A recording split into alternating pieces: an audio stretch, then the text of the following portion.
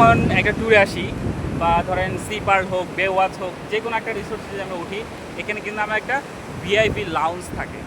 আসলে এই ভিআইপি লাউঞ্জটা কেন আমি এই জায়গায় মেনশন করতেছি, আমাদের মার্কেটিংয়ের ক্ষেত্রে আমাদের একটা পার্ট আছে রিটার্গেটিং। এই রিটার্গেটিংয়ের ক্ষেত্রে আমাদের সবচেয়ে বেশি ইম্পর্টেন্ট কিন্তু কাস্টম অডিয়েন্স, অর্থাৎ যে আমাদের ওয়েবসাইটে অলরেডি যারা এসেছে, যারা অ্যাড টু কার্ট করেছে, যারা পারচেজ করেছে, যারা আমাদের অর্ডার প্লেস করেছে, এরকম কিছু অডিয়েন্সকে আমরা আলাদা করি আমাদের ওয়েবসাইটে। সার্ভার সাইড ট্র্যাকিং বলেন, ওয়েব কন্টেনার থেকে যে আমরা ডাটাগুলো পাই, এদেরকে আমরা কিন্তু আবার রিটার্গেটিং করতে পারি। সুতরাং একটা কাস্টম অডিয়েন্স হচ্ছে একটা ভিআইপি লাউঞ্জের মতো।